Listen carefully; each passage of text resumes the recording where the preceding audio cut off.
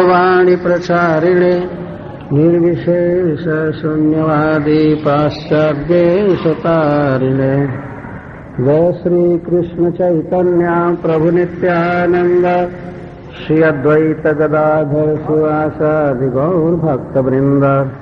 हरे कृष्णा कृष्णा कृष्णा हरे हरे, हरे राम राम राम हरे हरे। ओम नमो भगवते वासुदेवाय।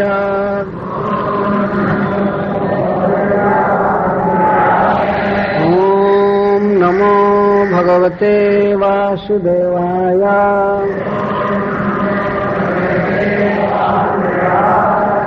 ओम नमो भगवते वासुदेवाय।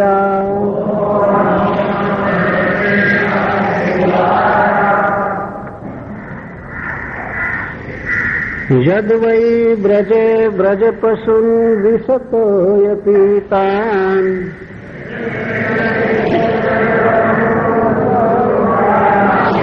पालांस्त्वजीवयदनुग्रहदृष्टिदृष्ट्या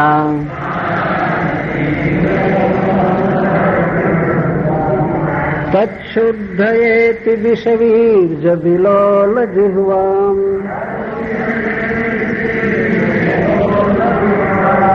उच्चाटयिष्यदुर्गं विहरन् हृदिन्याम्। यद् वै ब्रजे ब्रजपशून् विशतोऽयतीतान्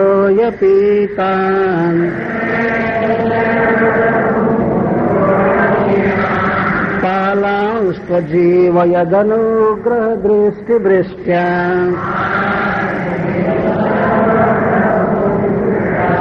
तच्छुद्धयेति विषवीर्यविलोलजिह्वाम्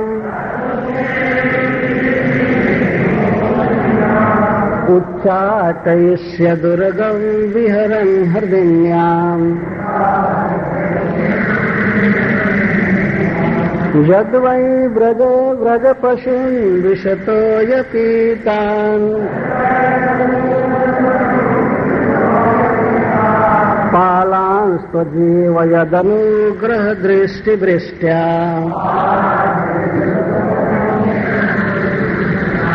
तच्छुद्धयेति विषवीर्यविलोलजिह्वाम् उच्चाटयिष्यदुर्गं विहरन् हृदिन्याम्।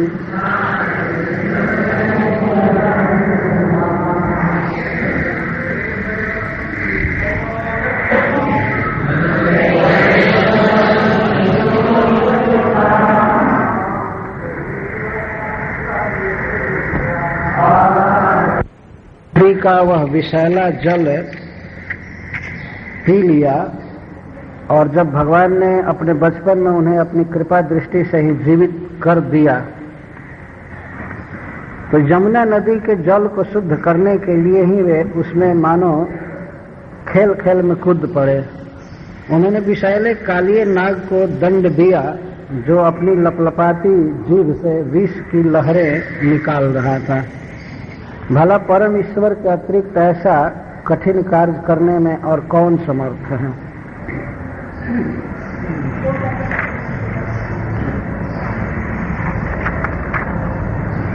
श्री ब्रह्मा जी भगवान के लीलावतारों को गिना रहे हैं।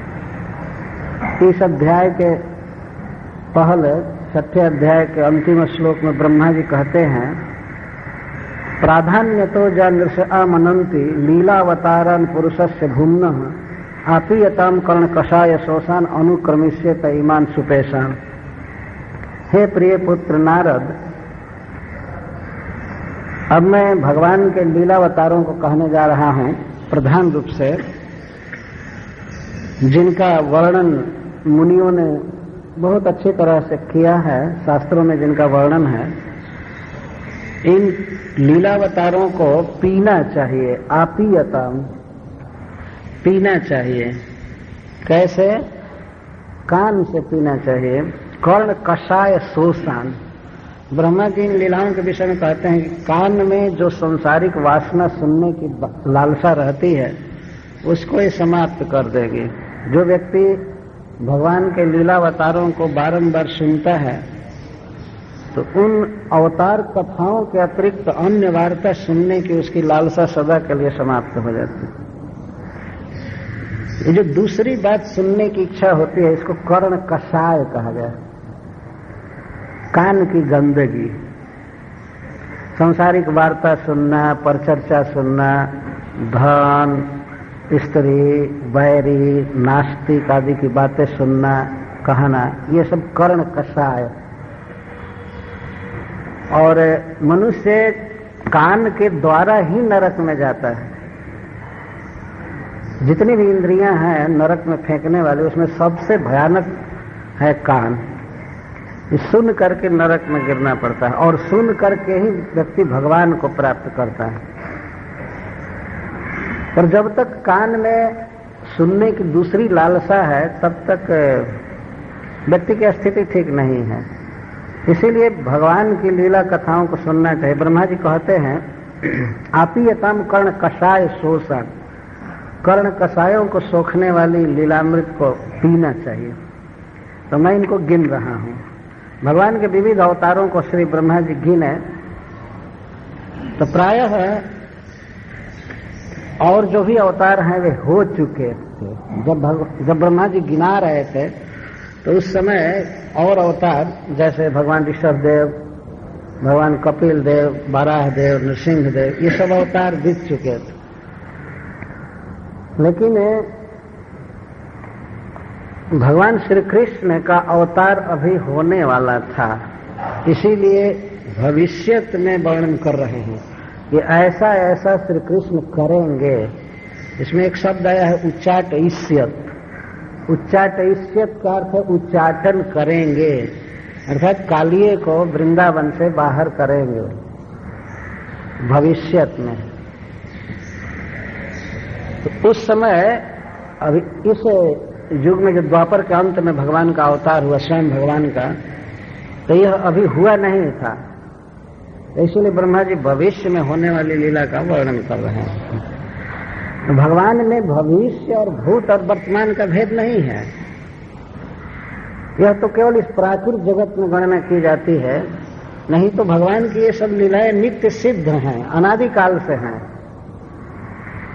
केवल प्रकट होती हैं इस जगत में। तो प्रकट होने में और उसी समय शुरू होने में अंतर है। जैसे सूर्य है लेकिन वह प्रतिदिन पूर्व क्षितिज पर उदित होता है, उसी प्रकार भगवान की नित्य लीलाएं चलती रहती हैं और वे कभी कभी कहीं कहीं उदित होती हैं। इसी से ब्रह्मा जी यह वर्णन कर रहे हैं कि बाद में उदित होंगी भगवान श्री कृष्ण की लीलाएं।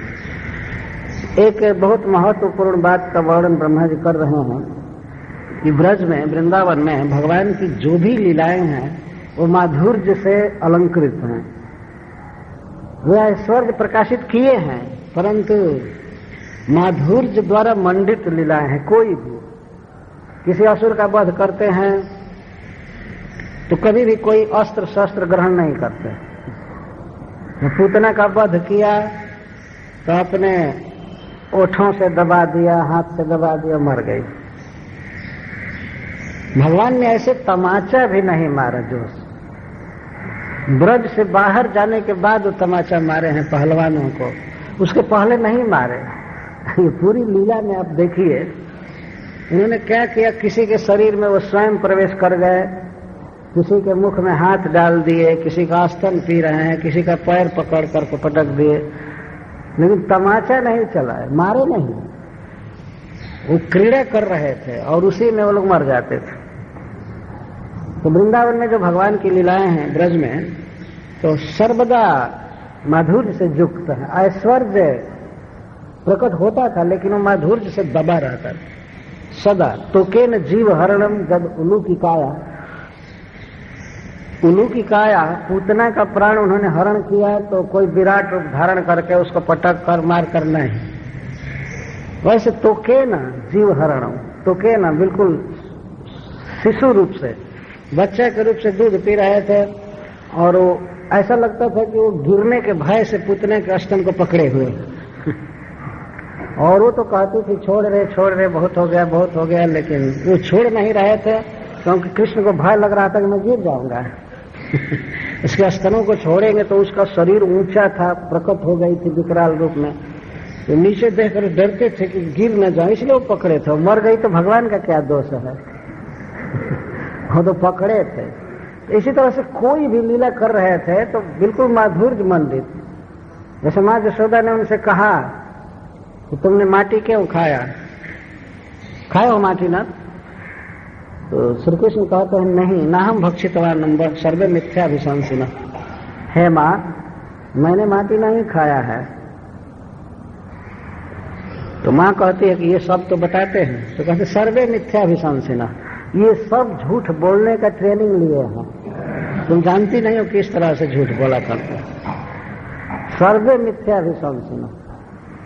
तो जब माँ ने कहा कि हाँ ये मान लेते हूं कि ये बच्चे झूठ बोलते हैं, और कुमारस्ते ग्रजोप्ययम, तुम्हारा अग्रज बलराम भी तो कह रहा है कि तुमने मिट्टी खाया है। तो श्री कृष्ण कहते हैं तो क्या बलराम को तुम बहुत अच्छा समझती हो क्या है? अरे ये भी वैसा ही है, ये कोई बहुत अच्छा आदमी नहीं है, ये तो पड़ा रहता है कि तुमसे मुझे पिटवा दे, कभी भाई जैसा व्यवहार करता नहीं। और बात कह दूंगी तो तुम सुन करके बहुत रंज होगी। ये क्या कहता है? बलराम कहता है कि तुम नंद यशोदा के पुत्र नहीं हो। सुनो ये क्या क्या कहता है। मैं कितना सह रहा हूं माँ, और तो माँ तो चली थी उलाहना देने और इनके मुख से सुनने लगी। ये बलराम मेरे पीछे पड़ा हुआ है, कहता है कि तुम्हारी कौन माँ है, तुम्हारा बाप कौन है? मैं कहता हूं कि नंद महाराज मेरे पिता है, यशोदा मेरी माँ है। तो ये कहता है ये तो दोनों गोरे हैं, तुम काला कैसे हो गया? तुम उनके पुत्र नहीं हो, कहीं से उन्होंने मोल खरीदा है तुमको। तुम ये आशा छोड़ दो कि नंद बाबा के बाद तुम उनके उत्तराधिकारी बनोगे, तुम दूसरे जगह के हो। अब इसी क्रोध के मारे मैं खेलने नहीं जाता हूं।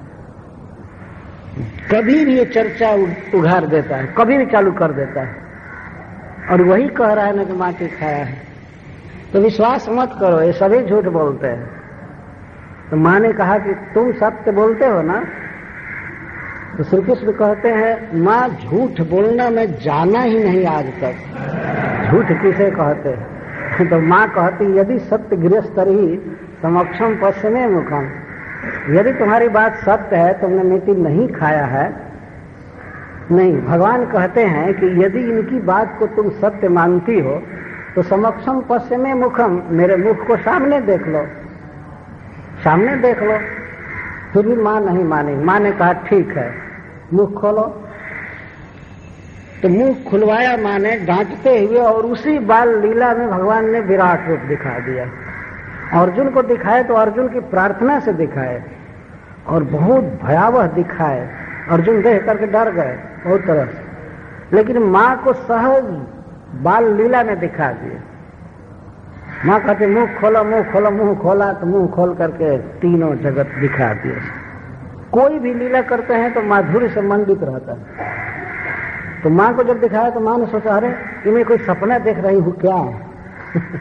वह सपना देख रही हूँ।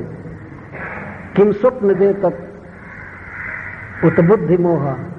तो कुछ देर विचार करके कि नहीं, सपना में तो कोई वस्तु बहुत जल्दी नष्ट हो जाती है, तो और सब घर द्वार देख रही है इधर उधर, अपने स्वजनों को काम करते हुए गोपियों को तो कहते नहीं सपना नहीं है, ये सपना नहीं है, सत्य है। तब फिर कहती है किंवा मदियो बत बुद्धि मोह, क्या मेरी बुद्धि भ्रमित हो गई है क्या?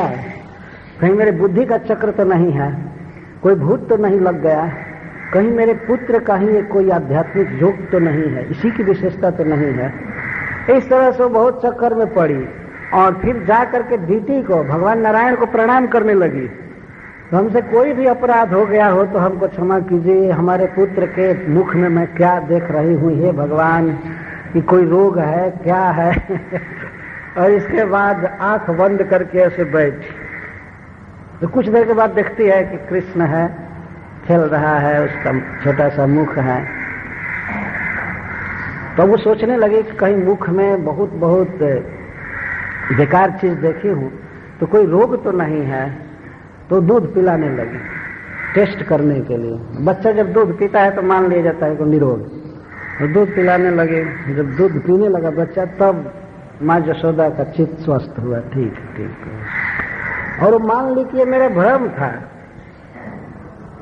कुछ भी इसके मुख में नहीं है, सब ठीक है तबीयत इसकी, लेकिन हमारा भ्रम था। किसी भी लीला में अंततः माधुर्य विजयी होता है ब्रज में। यहाँ पर इस श्लोक में श्री ब्रह्मा जी बता रहे हैं कि भगवान ने कालिये हरद में, जमुना के दह में कालिये को उच्चाटन करेंगे, उसे दंड देंगे और वृंदावन से बाहर करेंगे। तो वह अभी क्रीड़ा में किया भगवान ने। कालिये को मारने के लिए कोई डंडा लेकर के नहीं गए। इधर अगर कोई साधारण सांप को भी व्यक्ति देखता है तो क्या वो हाथ और पैर से मारेगा कभी? और पैर से उन्होंने मारा भी नहीं, उसके फण पर वो नृत्य करने लगे, नाचने लगे। नाचने में ही वो मर गया, पैर के आघात हो रहे थे, वो दूसरी बात है, लेकिन भगवान तो क्रीड़ा कर रहे थे ब्रज में। तो घटना ऐसी थी, गर्मी का महीना था और एक दिन श्री बलराम जी गोचारण के लिए नहीं गए। यह श्री भगवान का ही संकल्प था। यदि बलराम जी चले गए होते उस दिन तो ब्रज के सखा ये विष नहीं पी पाए होते और श्री कृष्ण भी कालिये में कूद नहीं सकते थे। वो बलराम जी के कंट्रोल में रहते हैं, इसीलिए बलराम जी उस दिन नहीं गए। कुछ अचिंत लीला शक्ति थी। गर्मी का महीना था और गर्मी के महीने में आप जानते हैं बार बार प्यास लगती है। तो जो बच्चे गाय चरा रहे थे, गोचारण करते हुए उन्हें प्यास अकस्मात लग गई। प्यास लग गई तो वे अपने गौओं को हाँक करके जमुना के तट पर ले गए, काली हरद के समीप, और विवेक नष्ट हो गए। पहले से जानते थे कि पूरा हरद का जल विषाक्त हो गया है, परंतु प्यास इतनी थी कि यह विवेक नष्ट हो गया और जा करके वे पानी पिए। गौएं और गोप सब एक साथ पानी पीना चालू किए।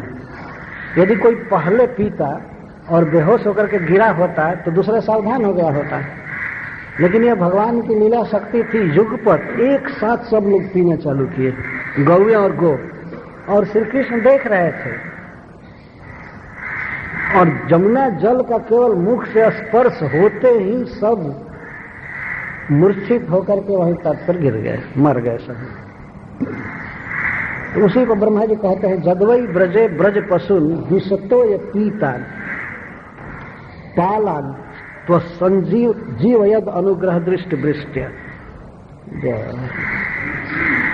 ब्रज पशुन और पालान, ब्रज के पशु और पशुओं का पालन करने वाले, विषतो ये पीतान, ये विष का जल पी लिए थे। तो श्री कृष्ण उस समय बिल्कुल खिन्न होने की लीला किए। हाय रे, मेरे आंखों के सामने मेरा सारा धन चला गया, मानो भगवान इस दशा में आ गए। लीला कर रहे थे। श्री सनातन गोस्वामी जी ने लिखा है कि भगवान बिल्कुल दुख में पड़ गए, जैसे किसी बच्चा की सभी गौएं मर जाएं और अपने साथी भी मर जाएं तो उसकी क्या दशा होगी, वो भगवान की दशा हुई। उदासी छा गई चेहरे पर बिल्कुल, और जा करके अपने सखाओं के मूर्छित शरीर को आलिंगन कर रहे थे भगवान, रो रहे थे, गौओं को सहला रहे थे। और उस समय भगवान के आंखों से जो प्रेम के आंसू गिरे थे, उन आंसुओं का स्पर्श होते ही वे लोग जी गए। वो उन्होंने टीका में लिखा है, यदि भगवान परम ईश्वर है, जड़ को चेतन, चेतन को जड़ बना सकते हैं, लेकिन फिर भी वे शोक की लीला कर रहे थे। और कृपा दृष्टि से उन्होंने देखा सब पर, स्नेह दृष्टि से, कि मेरी गौ के नाम भी थे, मेरी यह गाय, मेरा यह सखा, ऐसे करते थे, देखते थे और देखते ही सब जी गए। और यह बात उनको याद थी कि हम लोग विषैला जल पी करके मर गए थे। तो श्री कृष्ण ने जब जीवित किया तो उन बच्चों को यह बात याद थी कि हम लोग यहाँ आए, बहुत तीक्ष्ण जल पिए और पी करके हम लोग छटपटा करके यहाँ गिर गए। वो दशा उनको याद थी। तो जब जी गए और पानी पीने की जलन, विष पीने की जो जलन थी सब चली गई, स्वस्थ हो गए बिल्कुल, तो वे लोग परस्पर विचार करने लगे कि कैसे हुआ। लेकिन सब ने यही माना कि यह श्री कृष्ण का स्नेह है।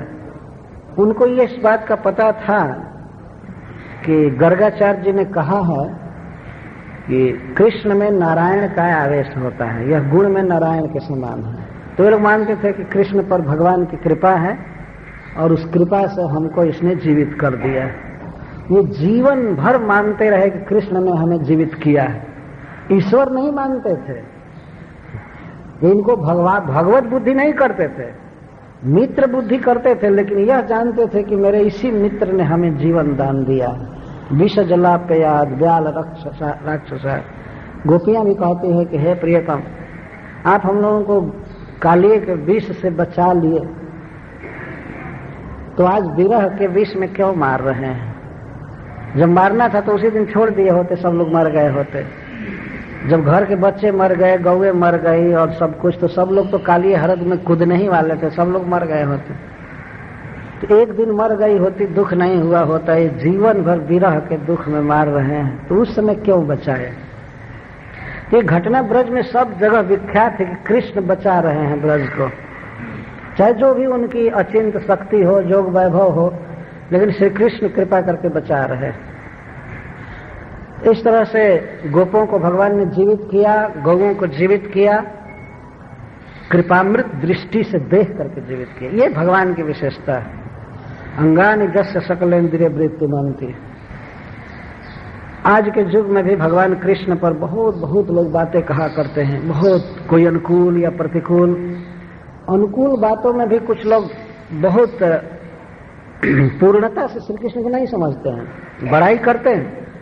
लेकिन वास्तव में श्री कृष्ण की बड़ाई यह है कि वे परब्रह्म हैं, साक्षात हरि है, परमात्मा है। और जितनी भी अचिंत शक्तियां हैं, अघट घटना करने वाली शक्तियां हैं, सब श्री कृष्ण में स्वाभाविक है। तो किसी मरे हुए व्यक्ति को केवल आंख से देख करके जीवित कर देना ये संभव नहीं है किसी के लिए, लेकिन भगवान ने सबको देखा और वे जी गए। क्या कभी ऐसा डॉक्टर आपने सुना है? भागवत में भी ऐसे वैद्य का कभी नहीं वर्णन किया गया है। वे लोग भी जीवित किए हैं तो किसी न किसी उपचार की विधि से, लेकिन देख करके जीवित कर दिया हो ऐसा बहुत कम उदाहरण मिलता है।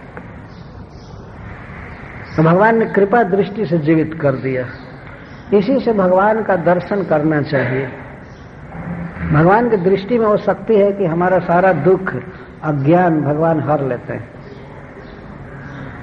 जब दर्शनम, 6 प्रकार की भक्ति में भगवान का दर्शन बताए हैं, इसलिए सुखदेव गोस्वामी वंदना में।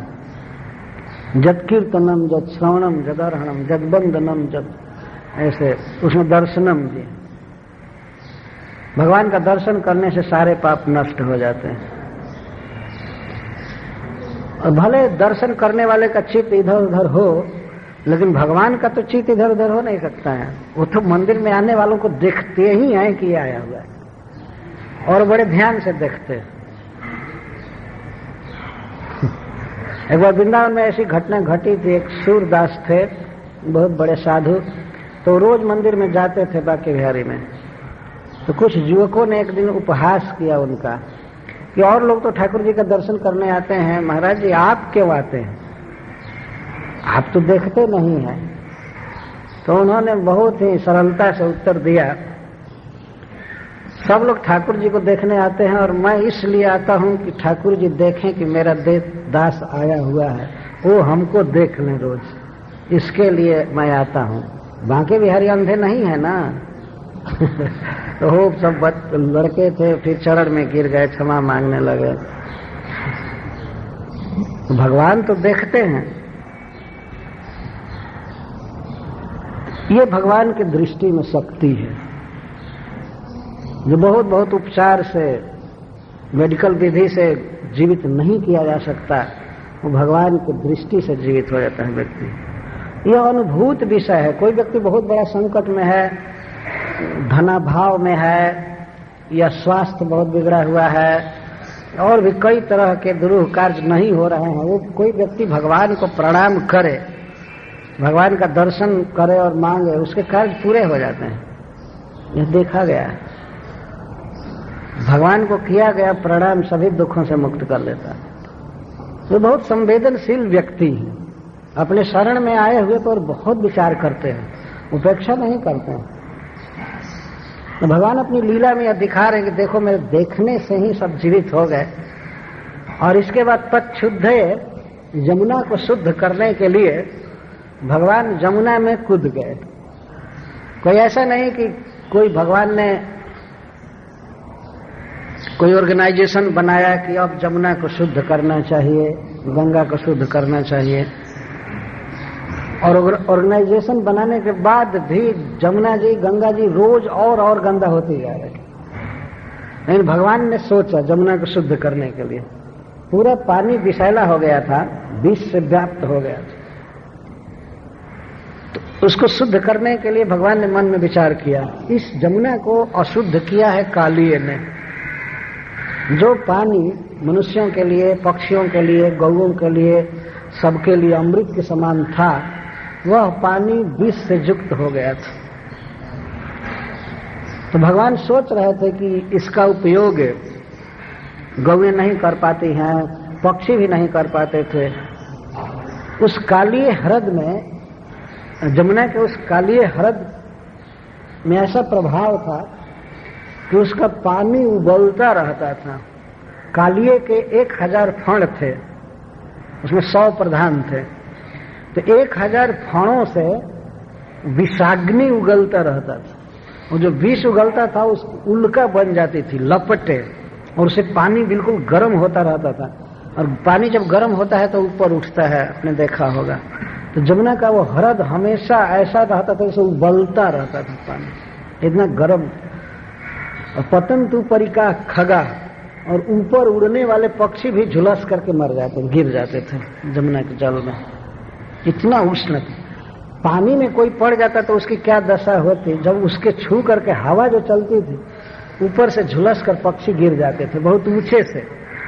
और म्रियंते तीर गाजस्य, और तीर पर जाने वाले मनुष्य या पशु सब मर जाते थे। यहां तक कि तीर के सारे वृक्ष मर गए थे विष की फुहियों से। जब जल के तरंगों को छू करके हवा चलती थी तो विष की छोटी छोटी बूंदों सारे वृक्ष मर गए थे वृंदावन के आसपास।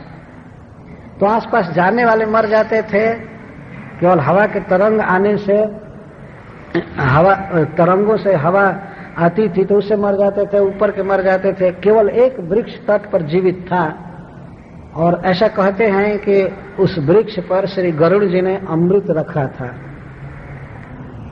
एक बार, तो इस कारण से वो नहीं मरा था। अथवा भगवान की लीला में वो सहायक होने वाला वृक्ष था, इसलिए भगवान के संकल्प से नहीं मरा था। एक कदम्ब का वृक्ष था जमुना के तट पर, वहीं काली ह्रद पर। तो भगवान ने सोचा शुद्ध करना चाहिए। तो शुद्ध करने की उनकी प्रक्रिया क्या थी? वे कदम्ब पर चढ़े, खेल कर रहे थे, और बच्चों ने देखा तो श्री कृष्ण जल्दी जल्दी कदम्ब पर चढ़ गए। कदम्ब पर चढ़ करके बिल्कुल उत्तुंग, सबसे उच्चतम शाखा पर चढ़ गए। सब बच्चे देख रहे थे, सोच रहे थे क्यों चढ़ रहा है, क्यों चढ़ रहा है। वहां जा करके श्री कृष्ण ने अपने दुपट्टा को कमर में बांधा, और कमर में बांध करके और ऐसे अपने हथेली को ठोक करके, आस्फुट करके, और वहीं से जमुना के दह में कूद पड़े। वो कूदते समय अद्भुत निर्भय भगवान थे, तो कूदे। श्रील सुखदेव गोस्वामी कहते हैं कि जब भगवान ने उस वृक्ष के उच्चतम शाखा से जमुना के ह्रद में कूदे तो बहुत जोर की आवाज हुई। कालियों को ऐसा लगा जैसे मैनाक पर्वत गिर गया दह में। आवाज बहुत हुई। भगवान ने कुछ इस तरह की लीला किया। यद्यपि उनका छोटा शरीर था, उससे उतना भयावह शब्द होने वाला नहीं था, लेकिन भगवान ने जानबूझ करके कुछ ऐसा किया। जो पेंदी में रह रहा था घर बना करके कालिए, उसमें रत्न आदि सब भरे थे, तो बहुत जोर की आवाज हुई और पानी बहुत आंदोलित हुआ। तो अकस्मात अपने 1000 फणों से वो आग उगलने लगा, विष उगलने लगा और इससे पानी और ऊंचा चढ़ने लगा। तो एक तो भगवान के कूदने से पानी आंदोलित हुआ और दूसरे अकस्मात उच्छ्वास लेने से तो धनुष शतम चारों तरफ 100 धनुष पानी ऊपर उठ गया, तट को छू लिया। 100 धनुष मतलब 400 हाथ पानी बढ़ गया। ये समुद्र कभी भी इतना नहीं बढ़ता है और इतना पानी बढ़ा चारों तरफ 400 हाथ। तो एक हाथ लगभग 1.5 फीट का होता है ना, तो 600 फीट पानी चारों तरफ फैला इस तरह से। इतना जोर से भगवान कूदे। कालिए जो नीचे था तो अथाह जल था उस दह में। फिर तो सोचने लगा ये क्या है, पर्वत गिरा, कोई गजराज गिर गया, ये क्या हुआ। तो बहुत क्रोध में हो गया। सर्पों का स्वभाव है, कुछ लोग स्वभाव से ही बहुत क्रोधी होते हैं, उनको क्रोध वशा कहा गया है भागवत में। जो क्रोध के द्वारा ही कंट्रोल्ड हो रहते हैं वो क्रोध वशा कहा गया।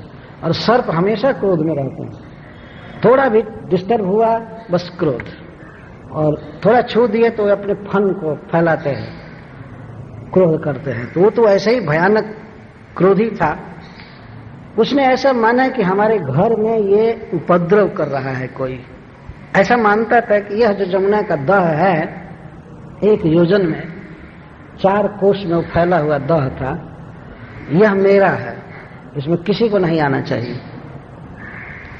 और परदेशी था और रमणक द्वीप छोड़ करके आया था वृंदावन में।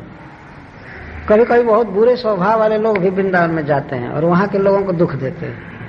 भगवान ऐसे लोगों को निकाल कर बाहर कर देते हैं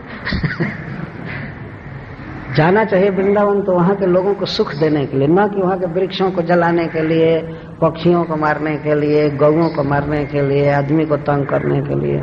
ये कालिए तो ऐसे गया था, भाग करके आया था गरुड़ जी के भय से, और यहां आकर के सबको मारने लगा। यही अपराध का फल होता है। गरुड़ जी एक मत्स्य खाना चाहते थे वृंदावन में, तो सौभरी मना कर दिया था कि नहीं तुम नहीं खा सकते हो। तो गरुड़ जी खा लिए जबरदस्ती। तो उसने साथ दिया कि अगर तुम यहाँ फिर आए और आकर तुमने मछली खाने का प्रयास किया तो तुम मर जाओगे। मैंने आज तक जितना तप किया है उस तप के प्रभाव से तुम मर जाओगे यही अपनी तपस्या का बल दिखाया। तो गरुड़ जी छोड़ दिए, एक ब्राह्मण की बात की रक्षा के लिए छोड़ दिए, कोई बात नहीं, मर्यादा के लिए वृंदावन छोड़ दिए। और जब कालिए से और गरुड़ जी से झगड़ा हुआ तो गरुड़ जी के भय से कालिए ने पता लगा लिया था कि एक ऐसा स्थान है जहां गरुड़ कभी नहीं जाता है वो पहले से उसको पता हो गया था। तो रमणक द्वीप में लड़ाई हुआ, गरुड़ जी ने मार दिया एक पंख से, वो वहां से अपने बाल बच्चों को लिया और भाग करके वृंदावन आ गए। देखिए सौभरी क्यों साथ दिया था गरुड़ जी को? दया करने के लिए कि यहाँ की मछलियां सुख से रहे, गरुड़ न खाए, इसके लिए साथ दिया था। गरुड़ जी तो अकस्मात आए थे, 1-2 मत्स्यराज खा करके चले जाते नाश्ता करके वो तो सदा रहने वाले नहीं थे। लेकिन गरुड़ जी जैसे वैष्णव को जब वहां से हटाया गया तो उसका परिणाम क्या हुआ कि भयावह कालिए वहां आया और एक भी मछलियां जीवित नहीं रह पाई। फिर पहला तो ये हुआ प्रभाव। कुछ मछलियों की रक्षा के लिए सौभरी ने साफ दिया था कि यहाँ वैष्णव राज गरुड़ जी नहीं आ सकते, तो नन वैष्णव राज तो आ गए ना और आ गए, और सबसे पहला खतरा मछलियों को हुआ। एकदम साफ हो गई, एक भी मछली नहीं रह सकती उस विषैले जल में, सब मर गई। और वृक्ष मर गए, आसपास के पक्षी सब मर जाते थे, मनुष्य मर जाते थे, कोई जा ही नहीं सकता था वहां तट पर। तो वैष्णव अपराध का इतना घातक फल बनता है। तो वहां वो आकर के रहता था, तो मानता था कि मेरा घर है, यहाँ किसी को नहीं आना चाहिए, इसलिए वो श्वास लेने लगा। और तुरंत चला क्रोध में फुफकारते हुए तो नीचे से वो आ रहा था ऊपर, और भगवान उसमें कूद करके ऐसे मौज से तैर रहे थे कि जैसे उनको पता ही नहीं है कि यहाँ कोई काली रहता है या यह भयानक स्थान है। वे आनंद में लीला कर रहे थे,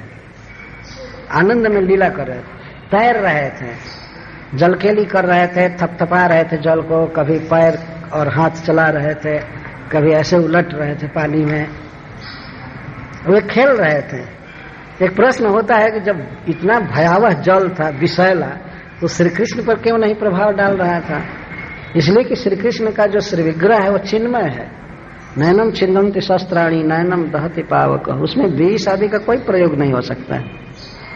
यह सब प्राकृत वस्तुएं हैं, मैटर है, और भगवान स्पिरिट हैं, फुली पूर्ण, तो उन पर विष का क्या असर होगा? तो खेल रहे थे, खूब आनंद में, मौज में खेल रहे थे। लेकिन कालिय कितना खल था, कितना दुष्ट था। देखिए यहाँ सुखदेव गोस्वामी वर्णन करते हैं कि जब वो आया नीचे से, ऐसे देख रहा था, नीचे पानी पारदर्शक होता ही है, ऊपर श्री कृष्ण जल थपथपा रहे थे, खेल रहे थे। इस दुष्ट को चाहिए था कि हमारे घर में जब यह लड़का आया है तो उसको बुलावे, कुछ मिठाई दे, खिलावे, है ना, स्वागत करके भेजना चाहिए था। लेकिन बहुत खल था। बारंबार कालिये के प्रसंग में कालिये को खल कहा गया है, बारंबार। उसकी पत्नियां कहती हैं और सुखदेव गोस्वामी कहते हैं, भगवान कहते हैं, और वो स्वयं भी कहा है भगवान से, वयम खला सहोत्पत्त्या, हे नाथ हम जन्म से ही खल होते हैं। ऐसा नहीं कि कहीं कुसंग में पढ़ करके खल हो जाते हैं, जन्म से ही हम खल होते हैं। और भगवान को उसने जवाब दिया है, लेकिन हम लोगों का स्वभाव आपने बनाया है ना,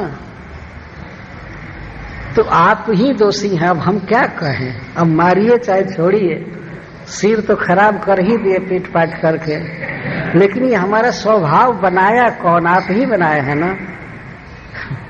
देखिए इसका इतना खराब स्वभाव था, इतना अच्छा, इतना सुंदर बच्चा अपने घर में आया है और जल में तैर रहा है, खेल रहा है, फिर भी डसने के लिए आ गया।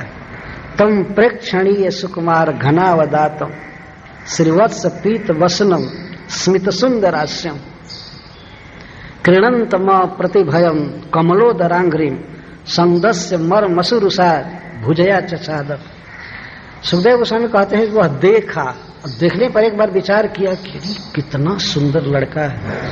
ये थोड़ा सा विचार आया, सुंदरता देखा, तम प्रेक्षणीय सुकुमार घनावदातम, बहुत सुकुमार और उज्जवल मेघ जैसा शरीर चमक रहा था उसका, पीला वस्त्र पहना था, श्रीवत्स लक्ष्मी रेखा भी देखा, और स्मित सुंदर आश्यम, उस विषैले जल में भी श्री कृष्ण हंस रहे थे। यह भगवान का स्वभाव है, हमेशा आनंद में रहते हैं, आनंद घन है। स्मित सुंदर आश्यम, आश्यम का अर्थ बदनम, भगवान का मुख बिल्कुल मुस्कान से युक्त था, तैर रहे थे, मानो भगवान श्री कृष्ण इस लीला को का आनंद ले रहे थे कि मैं ऊपर से कूदा हूं और अतल जल में विहार कर रहा हूं, मैं बहुत अच्छा तैरना जानता हूं, और वे आनंद ले रहे थे उस जल में। कालिये देख रहा है कि इसके मुख पर मुस्कान है, कृणंतम अप्रतिभयम, वो देखा कि इसको कोई भय नहीं है। इस बच्चे को लगता है कोई पता ही नहीं कि कहाँ आया है, इसको कोई भय नहीं है। कमलोदरांग्रीम, और चरण को ध्यान से देखने लगा तो चरण कैसा था? कमल उदर अंग्री, अंग्री का अर्थ चरण। भगवान के चरण ऐसे दिखाई दे रहे थे जल में, जैसे लगता था कि कमल का भीतरी भाग दिखाई दे रहा है, कमल का उदर। सरसिजोदर श्री मुसादृश, सरसिज उदर, कमल का जो भीतरी भाग होता है वो और अधिक सुकुमार और सुंदर होता है। बाहर तो हरे हरे पत्ते भी रहते हैं, अपेक्षाकृत कुछ कठोर पंखुड़ियां रहती हैं, लेकिन जैसे जैसे भीतर जाते हैं उधर में कमल के तो और कोमल होता है। कालिये देख रहा है कि कमल के समान कोमल चरण है, लेकिन गया और क्रोध में डस दिया मर्म स्थानों पर, आंख में, हृदय में, कान में, इधर उधर डसा। यद्यपि इस दुष्ट के डसने का कोई प्रभाव भगवान पर नहीं हुआ और न तो इसका मुख पहुंच पाया। लेकिन अपने समय से भगवान के आंखों में, हृदय में डसा, वो मर्म स्थान जहां से विष का संचार जल्दी चारों तरफ हो जाए, ऐसे स्थान में डसा। और रुषा भुजया चछाद, और क्रोध से अपने देह द्वारा ही, अपनी भुजा द्वारा श्री कृष्ण को आवेष्टित कर लिया। डसा भी, और डस करके इनको निगलना चाहता था। विष तो डाल दिया शरीर में, ऐसे गया नहीं विष, लेकिन कभी कभी विचार किया था वास्तव में कितना खल था। यही कारण है कि इसके लिए हमेशा खल शब्द का प्रयोग किया गया। इतने सुंदर भगवान को देख करके इसको थोड़ा भी स्नेह नहीं उमड़ा। अरे कम से कम डांट दिया होता, इतना छोड़ गया है, चलो भागो इधर के आ गए, तब भी माना जाता है कि अच्छा आदमी है। हमारे घर से बाहर जाओ, नो एडमिशन, यहाँ प्रवेश नहीं है, कैसे आ गए? लेकिन सीधा मारना चाहा, सीधा मारना चाहा। परंतु भगवान श्री कृष्ण अद्भुत स्वभाव के हैं, वे किसी के इन दोषों को नहीं देखते। भगवान का एक अद्भुत स्वभाव है, वो कृपामय है और कृपा ही करते। वे चाहते तो कालिए को शुरू में ही मार सकते थे, संकल्प मात्र से मार सकते थे, अथवा उधर से ही एक गोवर्धन पर्वत जैसे पर्वत पटक दिए होते, वैसे ही दबकर मर गया होता। लेकिन भगवान अपने शरीर का दुर्लभ श्रीअंग का संस्पर्श दे रहे हैं उसको। यह भगवान की अपनी दया थी। उसके घर में गए, तैर रहे हैं, उसे दर्शन दिए और दर्शन के बाद अपना स्पर्श दे रहे हैं। सांप अपनी भुजा से लपेट लेता है, उसके शरीर को ही भुजा कहा जाता है, भुजग कहते हैं। उसका पूंछ से लेकर मुख तक हाथ का काम करता है, भुजा का काम करता है। तो अपने भुजा से ही, अपने देह से श्री कृष्ण को लपेट लिया, और बहुत कड़ा अपनी समझ से कि ऐसे लपेटने से और दबाने से ही मर जाएगा। एक तो विष का संचार अपने समझ से वो किया था, डसा था और ऊपर से भुजा से पकड़ लिया, दबा देना चाहता था कि यह मर जाए। इसी तरह भुजया चछाद।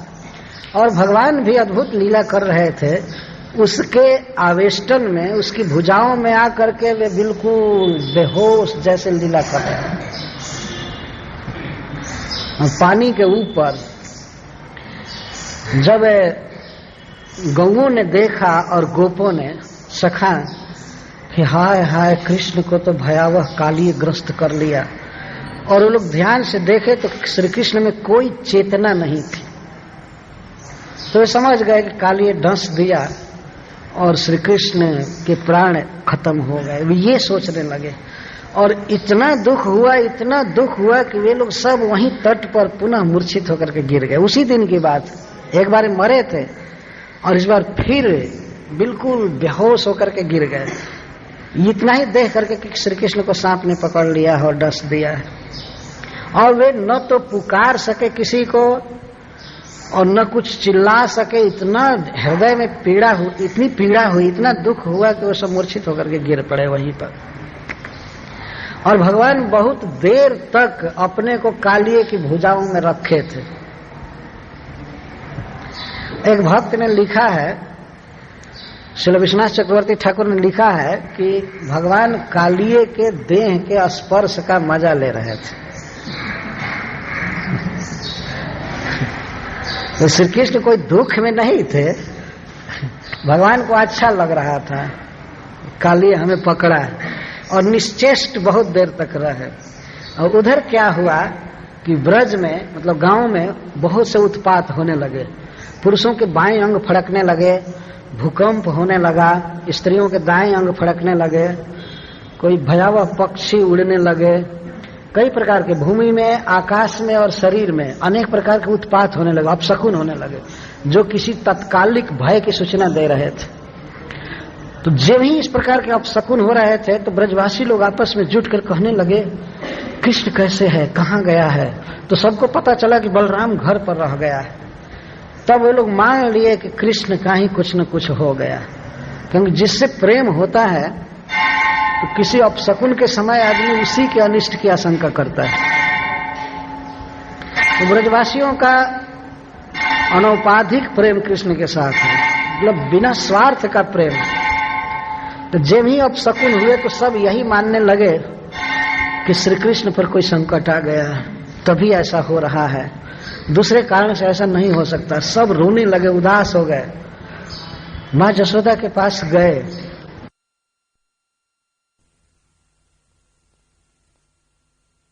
ताजा घास कटी थी उससे, और बीच बीच में श्री कृष्ण के चरण चिन्ह का दर्शन करते हुए ये लोग जा रहे थे।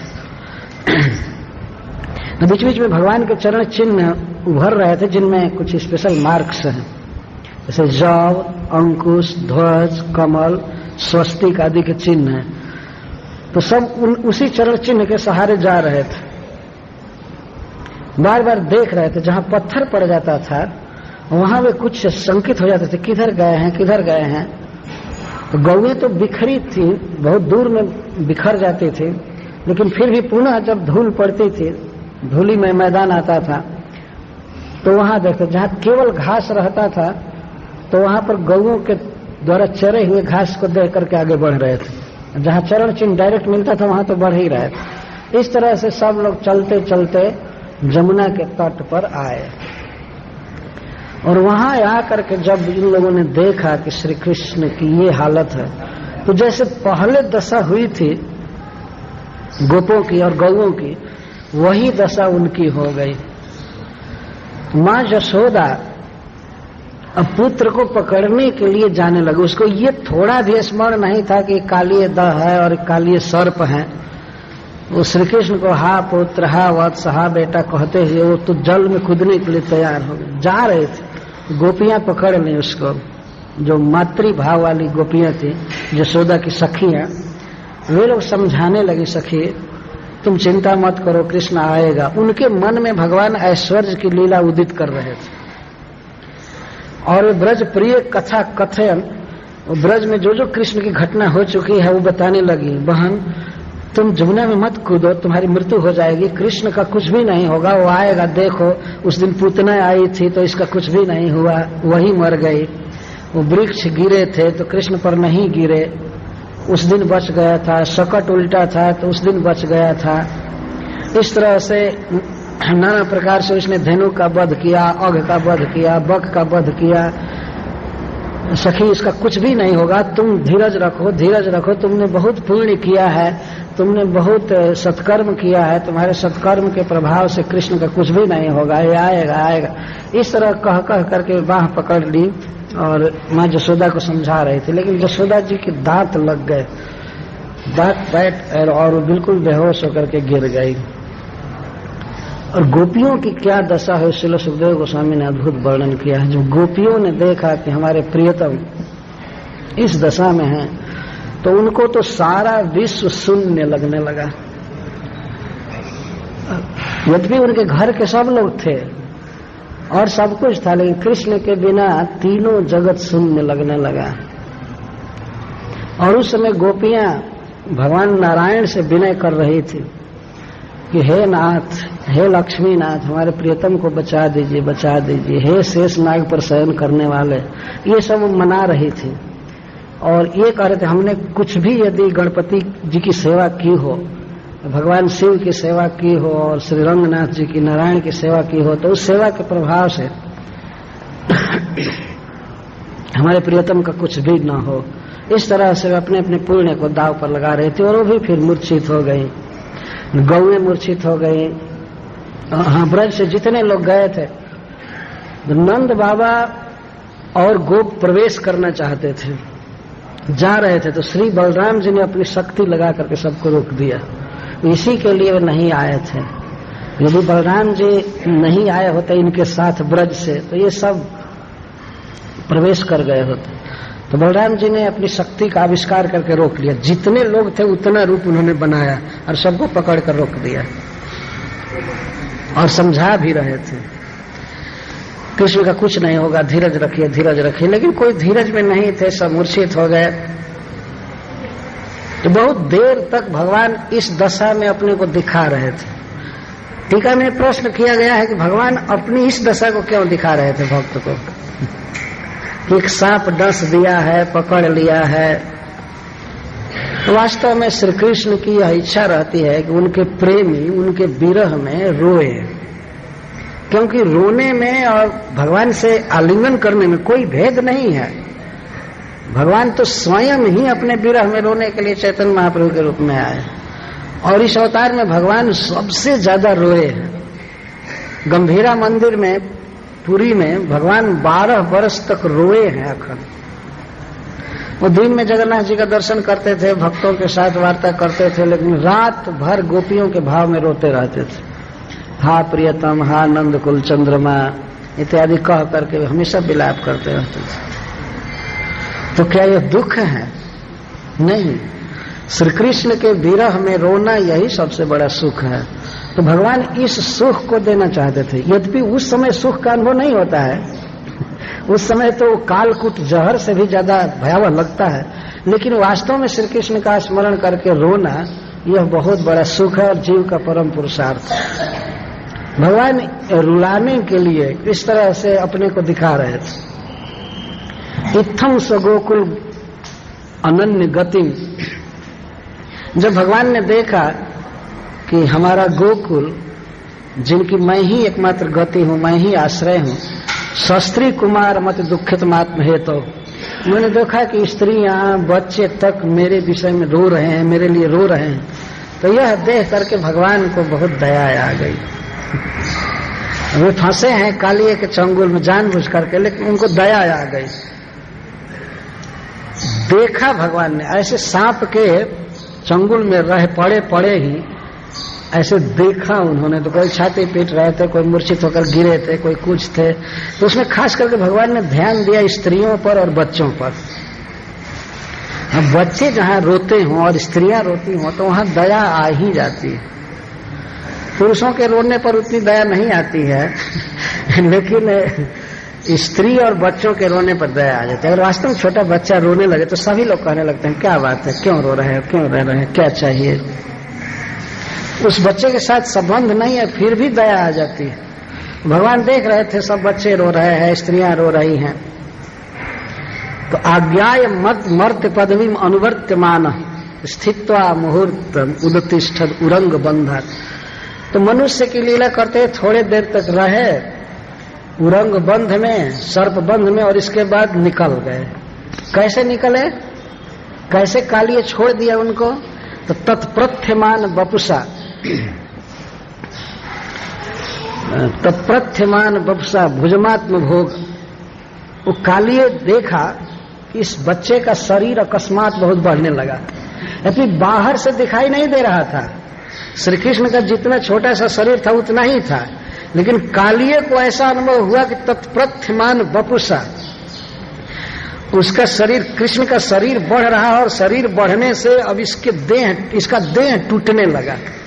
वो जो लपेटा था, यदि हल्का लपेटा होता तो शरीर बढ़ने पर वो भी सरक करके भाग गया होता, लेकिन ऐसा लगता है कि श्री कृष्ण उसके पूंछ आदि को पकड़ करके और शरीर बढ़ाने लगे, तो उसको लगा कि मेरा ही शरीर टूट जाएगा, खत्म हो जाएगा, और बहुत व्यथितात्मक होगा। उसका शरीर बहुत व्यथित हुआ तो तत्काल ही अपनी गरज से श्री कृष्ण को छोड़ करके और आकर के फुफकारने लगा दूर पर, और वो चकित हो गया कि तो बहुत खतरनाक लड़का है।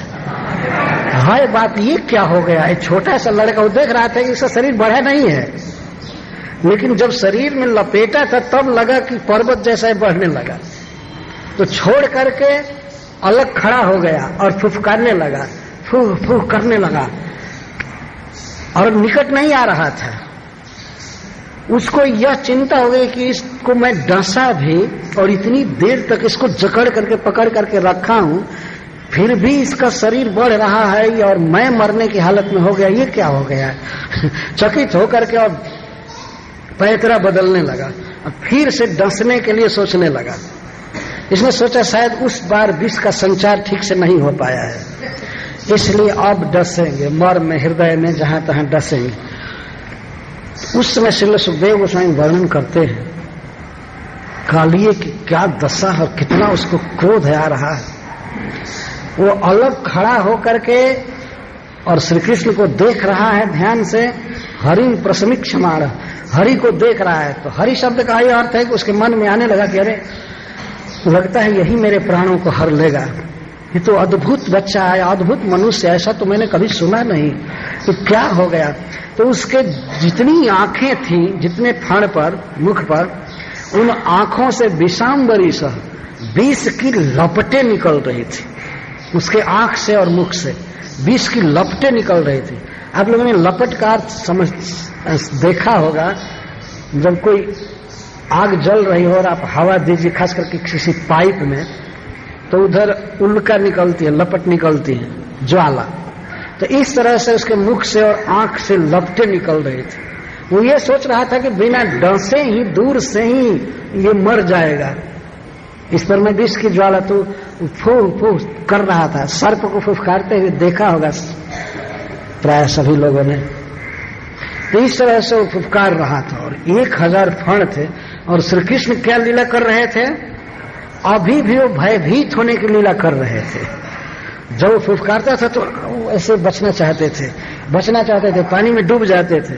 और इधर मुख करके डसना चाहता था तो श्री कृष्ण डूब करके इधर आ जाते थे, पीछे आ जाते थे। तो पानी में बार बार भ्रमण करने से उसकी शक्ति नष्ट हो रही थी, वो बेचारा तबाह हो रहा था। और श्री कृष्ण उसको चिढ़ा रहे थे, आओ आओ आओ डसो। तो फिर फुफकार मारता था, लाल लाल आंखों से देखता था और जिह्वा लप लप लप लप, 2 शिखा वाली जीभ थी, एक एक मुख में एक एक जीभ। तो सांप के जीभ की 2 शिखा होती है और उससे वो जबड़ों को चाटता रहता है। क्रोध में खास करके और ज्यादा चाटता है, कभी इधर जीभ निकाल कर, कभी इधर जीभ निकाल कर, लप लप लप लप, इसमें लप लपाते प्रभुपाद जी लिखे से आया है। अति विष वीर्ज विलोल जिह्वम, विलोल का अर्थ चंचल। लपलपाती जीभ से देख रहा था, आंख से भयावह विष उगल रहा था और श्री कृष्ण उसके साथ पैतरा बदल रहे थे। जहां भी डसने के लिए जाता था तो श्री कृष्ण में तो अचिंत अद्भुत फुर्ती है, वो ठीक विपरीत दिशा में हो जाते थे, ये दूर हो जाते थे। तो पानी में बार बार दाएं बाएं पीछे करते करते एवं परिभ्रम हतौजसम उन्नतांश, वो तो हतौजस, उसका ओज समाप्त हो गया। कालिये में जो फुर्ती थी समाप्त हो गई। अब केवल क्रोध से देख रहा था, फुफकार रहा था। अब घूमने की शक्ति उसकी नहीं थी। जब ठंडा पड़ गया, उसकी गति जब ठंडी पड़ गई तो श्री कृष्ण तुरंत ही अपने एक हाथ से उसके एक फण को ऐसे झुकाए। आप तैरे होंगे कहीं पानी में तो आप देख सकते हैं, किसी चीज को आप अगर पकड़िए तो शरीर तत्काल ऊपर बहुत वेग से आता है, ऐसा होता है। तो श्री कृष्ण ऐसे कर रहे थे, इसको पकड़ेंगे, उसके एक फण को ऐसे हाथ से टच किए और टच करते ही श्री कृष्ण उछल करके उसके फण पर चढ़ गए। वो डस नहीं पाया। 1001 फण थे लेकिन वो चढ़ गए। कृष्ण चढ़ गए तो जज्जत छिरो, जो सिर उठाता था वो क्रोध में श्री कृष्ण को डसने के लिए, जैसे इस सिर पर चढ़े हैं तो इधर वाले सिर को ऐसे उठाता था तो श्री कृष्ण तत्काल ही उसके उस सिर पर कूद पड़ते थे बहुत फुर्ती से। खर दंड धरुंग पाते, इतना जोर से लगता था सिर को, उसका चरण लगता था कि उसका सिर फूट जाता था। और श्री सुखदेव गोस्वामी कहते हैं कि उसके मुख से और नाक से बहुत भयावह काला काला रक्त निकल रहा था। केवल रक्त निकले तो वो तो लाल होता है, लेकिन उसमें विष मिला हुआ था। नाक से और मुख से खून निकल रहा था तो विष मिला हुआ था, इसलिए वो काला काला खून निकल रहा था। और इस तरह से भगवान ने दंड दिया। तस्याक्ष भीर गरल उद्वमतः रुसोच्च जज्जत शिरो, तो जो सिर नहीं नमाता था, ऊंचा करता था डसने के लिए, उस पर भी नृत्यन पदानुनमयन दमयाम बभुआ पुष्प प्रपूजित इवे अपमान पुराण। जो सिर ऊंचा करता था उस पर नृत्य करते हुए चल रहे थे। भगवान नृत्य कर रहे थे, ऐसा नहीं कि ऊपर से वो मार रहे हो उसके फण को, नहीं, नृत्य कर रहे थे। और जब भगवान के भक्तों ने देखा कि श्री कृष्ण नृत्य करना चाहते हैं, तम नर्तुम उद्यतम उदीक्ष तदीय गंधर्व सिद्ध मुनिचारण, जितने भी मुनि चारण सिद्ध गंधर्व नारद आदि थे और अप्सराएं, ये सब मृदंग और आनक, नगाड़ा, करताल, वीणा आदि लेकर के, पुष्प लेकर के और विविध स्तुतियों द्वारा वे तैयार हो गया अकस्मात। जब उन्होंने देखा कि भगवान नृत्य करना चाहते हैं कालिए के फण पर, तो ये सब लोग अपना अपना बहुत सुंदर साज बाज लेकर तैयार हो गए। सब पहले से ही भगवान की लीला को देख रहे थे, जान समझते थे। सहसा उपसेदु, श्रील सुखदेव गोस्वामी कहते हैं कि सहसा अकस्मात ये सब आ गए, किसी को बुलाना नहीं पड़ा कि उधर से हायर करो बैंड बाजा, उधर से ये करो, कुछ करना नहीं पड़ा। भगवान को जब ही देखा उन लोगों ने कि नृत्य करना चाहते हैं, तो नृत्य के सारे साज बाज लेकर उपस्थित हो गए और नुति भी, गीत गाने लगे। थे इत्यादि कह करके कुछ लोग तो ताल इस तरह से ठोकने लगे, नारद जी आदि स्तुति करने लगे, अप्सराएं नाचने लगी भगवान के साथ। जैसे जैसे नाच रहे वैसे आकाश में नाच रहे हैं। सिद्ध लोग पुष्प की वर्षा कर रहे थे। नीचे भगवान के चरणों में खून लगा था, तो उससे ऐसा लग रहा था कि पुष्पों से पुराण पुरुष की पूजा की जा रही है। और खून लगने से पहले कालिए के फणों पर जो लाल लाल रत्न थे, उसके कारण भगवान का चरण और लाल लगने लगा था जब खड़ा हुए थे सिर पर।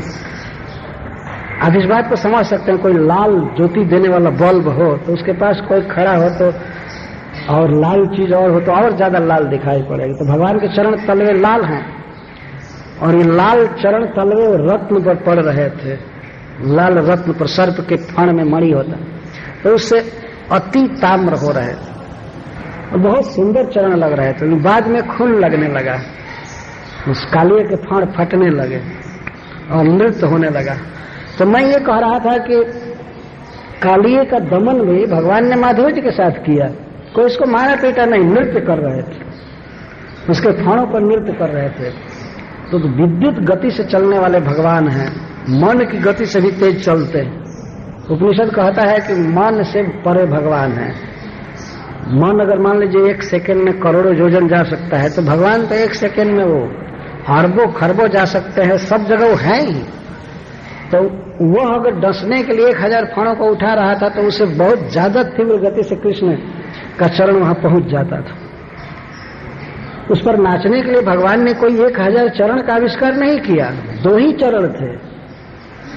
और श्रील सुखदेव गोस्वामी तो कहते हैं 2 चरणों में 1 चरण तो वो ऊपर उठाए थे, तांडव नृत्य कर रहे थे शिव जी जैसा।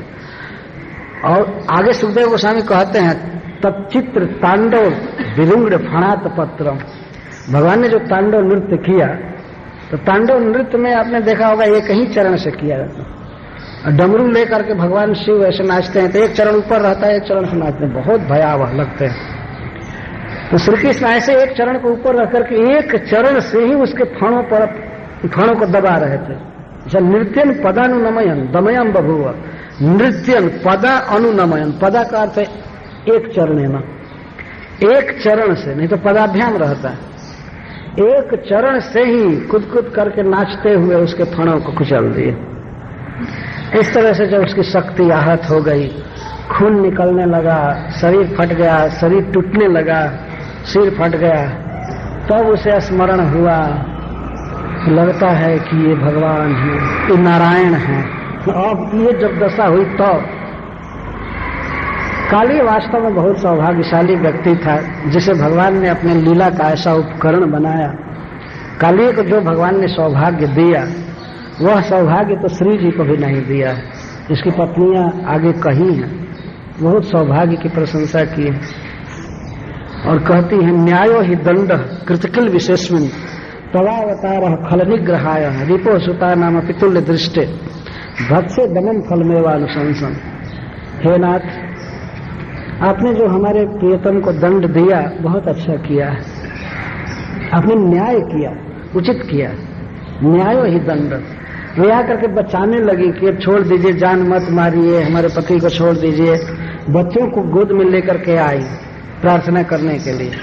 तो कहती है कि आप जो दंड देते हैं किसी को, तो यह उसके हित के लिए होता है। आप सदा फल पर विचार करके तब दंड देते हैं। क्या फल पर विचार करते हैं, उसी को वे आगे कह रही हैं कि आपने हमारे पति को जो दंड दिया है, हमारे पति के सारे दुष्कर्मों को सोखने के लिए, इसके पाप को समाप्त करने के लिए आपने दंड दिया है। तो कोई किसी के रोग को दूर करे तो उस रोगी पर यह अनुग्रह है ना। तो भगवान ने कहा कि इसने क्या पाप किया है, तो वो कहती है पाप नहीं किया होता तो सर्प योनि कैसे मिली होती।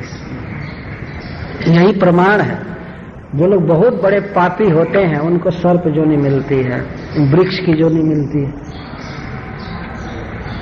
तो जद्दंड सुखत्वम अमुष्य देहिना, तो जो ये दंडसूक बना है, सर्प बना है, तो इसी से पता चलता है कि यह बहुत बड़ा पापी था। लेकिन आपने जो इसको ये जो सौभाग्य दिया, पता नहीं तपः सुतप्तम किमनेन पूर्वम निरस्त माने नचमान देना धर्मोथवा सर्व जनानुकंपया जतो भवांस्तुष्यति सर्व जीवा।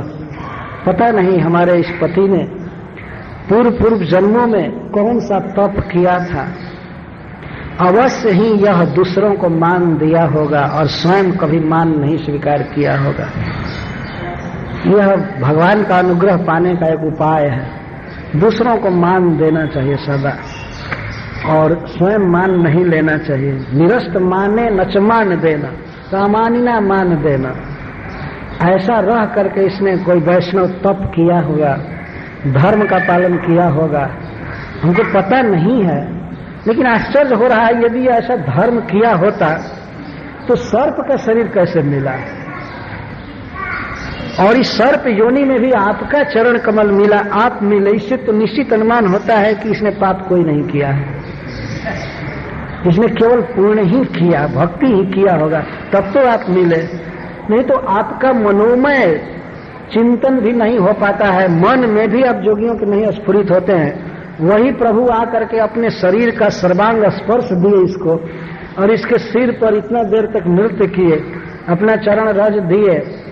तो हम तो कुछ समझ नहीं पा रहे कि हमारा पति वास्तव में पापी है कि सबसे बड़ा पुण्यात्मा है। जब सर्प की दृष्टि से विचार करती हैं और इनके स्वभाव पर विचार करती हैं, तब लगता है कि पाप के अलावा इसने कुछ किया ही नहीं होगा।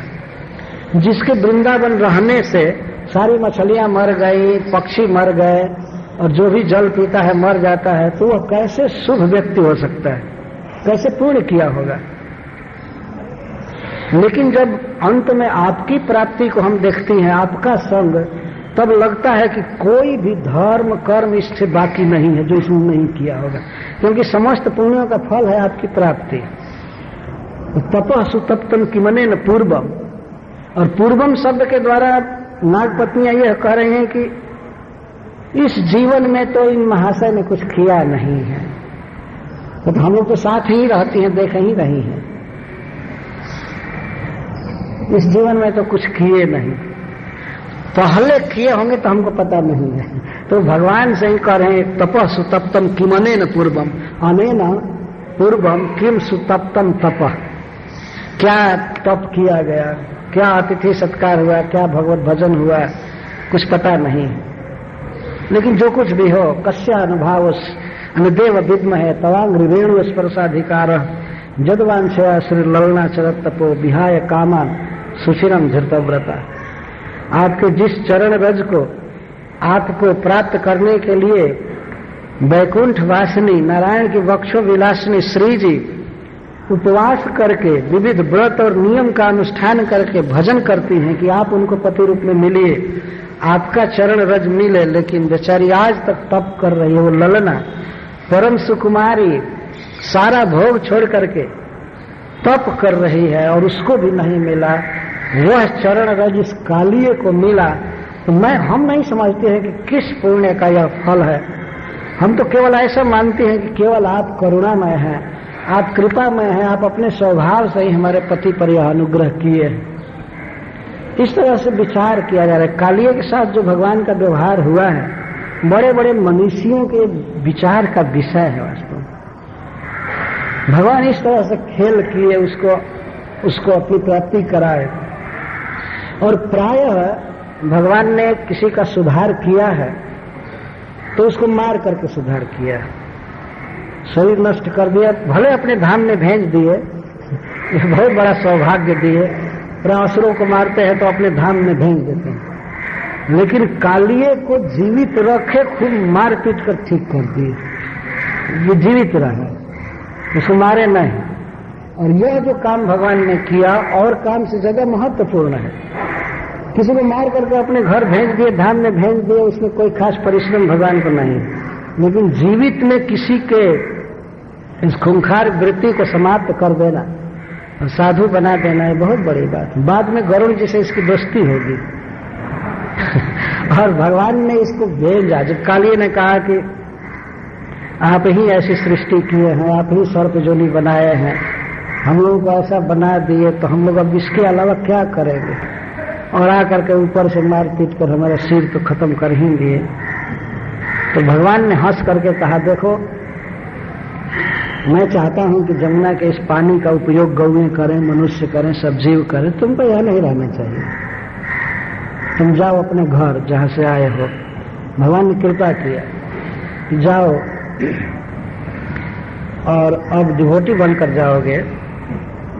तो कह रहा था कि मैं वहां जाऊंगा तो गरुड़ मुझको खा जाएगा, गरुड़ मुझको मारेगा। एक तमाचा मारने से तो मुझे याद है, बाप रे बाप, मैं बेहोश हो गया था, मैं नहीं जा सकता हूं। भगवान ने कहा नहीं, अब गरुड़ जी को पता हो जाएगा कि तुम मेरे भक्त हो गए हो, तब तो तुमसे मित्रता करेंगे, कोई भय नहीं रहा। जैसे वृंदावन से तिलक धारण करके जाओ, कंठी बांध लो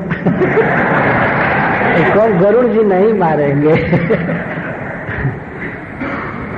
और भगवान ने यह भी कहा कि जो व्यक्ति मेरी इस लीला को, कालिए हरद में तुम्हारे दमन की लीला को याद करेगा कभी, तो उसे सर्पों से कोई भय नहीं होगा, कहीं भी निर्भय रहेगा। और भगवान ये भी कहते हैं कि जब कोई व्यक्ति मेरा भक्त हो जाता है, मेरे शरण में होता है, तब सभी लोग उसे प्यार करते हैं, गरुड़ तुमसे प्रेम करेंगे। और दूसरी बात यह है कि तुम जा करके ये सब लीला वहां सुनाओ, जिससे लोग मुझसे प्रेम करेंगे। तुम्हारे जीवन में डायरेक्ट घटना घटी है, तो कालिए जब गया होगा तो वहां के लोगों को इकट्ठा कर खूब प्रीचिंग करता होगा कि कृष्णस्तु भगवान से कृष्ण बहुत दयालु है, ऐसे है वैसे, उनकी ये लीला है वो लीला है। भगवान इसीलिए भेजते हैं उन लोगों को। इसलिए प्रभुपाद जी का भी स्वभाव था, वो मंदिर में रहने नहीं देते थे भक्तों को कई बार कहते थे तुम जाओ तुम जाओ, यहाँ क्यों हो, इतना दिन क्यों हो। भक्त तो चाहते थे प्रभुपाद जी का दर्शन हो, उनका संग का सौभाग्य प्राप्त हो, उनकी वाणी सुनने को मिले, तो यह सौभाग्य छोड़ करके जाना नहीं चाहते। लेकिन प्रभुपाद जी प्राय भेजते थे, जाओ तुम जाओ, प्रीचिंग करो, ये करो, जो तुम्हारा काम है करो करो करो। इसलिए प्रभुपाद जी ने हमको भी कई बार कहा, जाओ जाओ, यहाँ क्यों हो। तो ये भगवान का ही स्वभाव है। वो कालिए जब साधु हो गया, भक्त हो गया, तो छोड़ दिया तो ठीक है, यही रहे, अब विष नहीं उगलेगा अब निर्विष हो करके गौओं के साथ भी रह सकता है, खेल सकता है, लेकिन नहीं, जाओ, प्रचार करना है ना, इस लीला का प्रचार करना है। नलकुबर और मणिग्रीव को ही भेज दिए कि तुम लोग उखल बंधन लीला का जाकर प्रचार करो अलकापुरी में, वहां भागवत सप्ताह कहना, 7 दिन इसी लीला को जो भी कहना है कहो। तो भगवान इस तरह भेजते हैं कि जाओ जाओ जाओ, तब न जो लोग अनुभूति प्राप्त किए हैं भगवान की कृपा का, सौंदर्य का, लीला का, तो वो लोग जाकर के जैसा अच्छा वर्णन करेंगे, उनके समान दूसरा कौन करेगा, तो उसका बहुत बड़ा प्रभाव होता है। इसलिए भगवान ने रमण द्वीप में पुनः भेजा कालिए को। और भगवान ने कहा कि जितने तुम्हारे बच्चे हैं, पत्नी है, सब ले जाओ, यहाँ एक भी सांप नहीं रहेगा मतलब कालिए का पर्याय नहीं। तो कालिए ने कहा ठीक है हम जा रहे हैं, लेकिन इसके पहले हम कुछ देना चाहते हैं। तो बहुत धनी था भगवान, तो एक गोप थे, तो बहुत आभूषण, अलंकार, कपड़ा बहुत प्रकार से दिया, दे करके और फानों पर चढ़ाए चढ़ाए कृष्ण को ऐसे प्रकट किया। नीचे ले गया जहां उसके रत्नों का घर बना हुआ था, वहां पर भगवान का स्वागत किया। यही काम पहले किया होता तो वहां स्वागत किया, बहुत धन दिया भगवान को, और ऐसे ले जाकर के जमुना के ऊपर छोड़ा। तो भगवान उधर से जल पर चल करके आए, तैरते हुए